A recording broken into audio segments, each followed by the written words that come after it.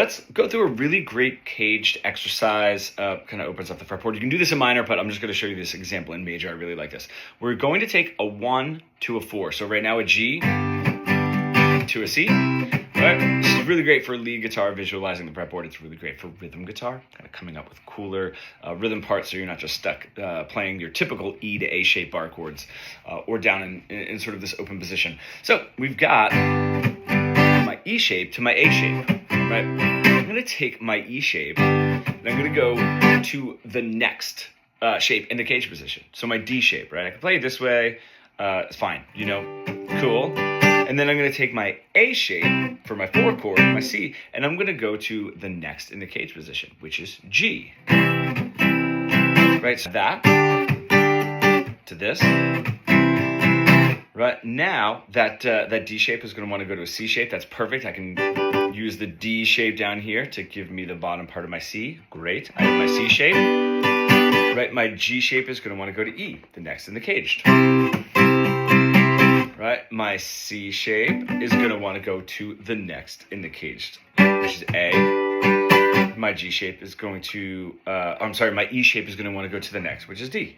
So that's how we can move up through the cage system, and you can really see a G to a C. I'm just saying the chords now, not the shapes. G to a C, right? G, if I want to do it that way or this way, right? G to a C, G to a C, G to a C. I'm going to play it this way.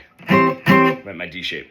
And so on. It's really great. You can do it with a 1, 4, 5, whatever you want to do. You can start mixing in, you know, if you want to do like a 1 to a 3 chord, if you want to mix in your minor cage as well, which is could be a little bit tricky. Some of those shapes are a little bit trickier. But great exercise. It helps to open up the fretboard. Also, if you're playing that, right? I was at a gig with somebody. I didn't really know the set list. I didn't know the songs. I was just like, hey man, I'm just going to play these tunes. If you know them, play along. And then go ahead and play lead guitar, play a solo. That was my only job.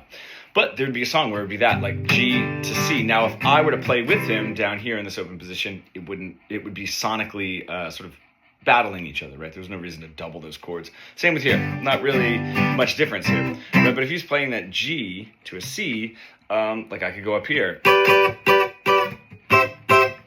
Right? Just knowing that sort of cage system up and down is always very helpful. If you are stuck in that really boring, boxy guitar solo plateau that we all get into, and you really want to bridge the gap between your creative ideas and what you're able to play, becoming fully fretboard fluent, comment pro below, and we can get started.